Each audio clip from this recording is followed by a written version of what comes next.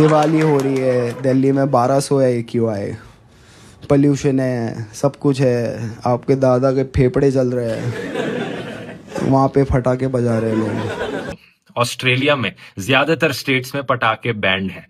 Ireland में ना सिर्फ पटाखों को जलाना बैंड है बल्कि उन्हें खरीदना भी बैंड है। नेदरलैंड्स के देश में इसी साल पार्लियामेंट ने एक बिल पास किया पटाखों पर टोटल बैन लगाने के लिए न्यू ईयर्स की वजह से। चाइना, जिस देश ने पटाखों का इन्वेंशन किया, यहां भी मेजर शहरों में एयर पोल्यूशन की वजह से पटाखे बैंड हैं। जर्मनी में पुलिस और मेडिकल एसोसिएशंस टोटल बैन की मांग कर रही हैं। नॉर्वे में सिर्फ बहुत छोटे छोटे फुलझड़ी जैसे पटाखे अलाउड है, नहीं तो रॉकेट और बाकी सभी तरह के पटाखों पर बैन लगा हुआ है।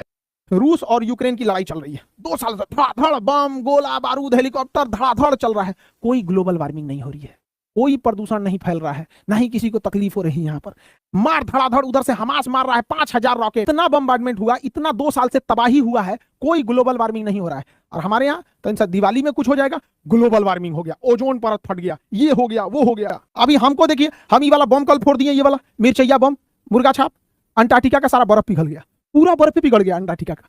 अब हम क्या करें, हम डर गए भैया, कल फोड़े अब पूरा भड़क गया, तो बाकी सब हम बचा लिए। हम कहें कि भैया 1-2 और फोड़ देंगे, पूरी दुनिया का बर्फ पिघल जाएगा। बताइए, आयरन डोम से खतरनाक है ये, गाजा जो मिसाइल मारा है उससे खतरनाक है, यूक्रेन में जो मार रहा है उससे ज्यादा प्रदूषण कर रहा है। धड़ाधड़ यूक्रेन इजराइल में चल रहा हुआ है, अमेरिका बम गिरा रहा है, ड्रोन से मार रहा है, सबसे ज्यादा प्रदूषण इसी में फैला दिया। बताइए, अंटार्कटिका का बर्फ पिघल गया। सिर्फ एक फेस्टिवल ने पूरे शहर को पोल्यूट करके रख दिया है, यही दिखाया जा रहा है ना आपको। अब आओ जरा आपको थोड़ा दूसरे साइड की पिक्चर दिखाते हैं। ये है दिवाली से एक दिन पहले की तस्वीर और ये है दिवाली से एक दिन बाद की तस्वीर। ये है दिवाली वाला ग्राफ। तो AQI का जो इम्पैक्ट दिवाली में था वो उसके अगले दिन ही नीचे चला गया।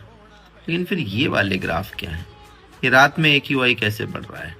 कुछ लोग बोलेंगे कि रात में वो सब धुआं ट्रैप हो जाता है, उस वजह से शायद ये बाद में इसका इम्पैक्ट दिखाई दे रहा है। तो ठीक है, जरा इसको एक बारी 7 डे की जगह 30 डे पे लगा के देखते हैं। दिवाली के स्पाइक के बारे में सब लोगों ने डिस्कशन किया, लेकिन इसकी कौन बात करेगा? ये है ना दिवाली। दिवाली से पहले ये कैसे बढ़ता चला जा रहा है, ये कैसे ऊपर जा रहा है? पिछले साल दिवाली थी मिड नवंबर में, और दिवाली के साथ क्या कोइंसाइड करता है? Stubble burning. तो दिवाली से पहले जो आप ग्राफ बढ़ता हुआ देख रहे हो ना लगातार, वो स्टबल बर्निंग के साथ बहुत अच्छे से कोइंसाइड करता है।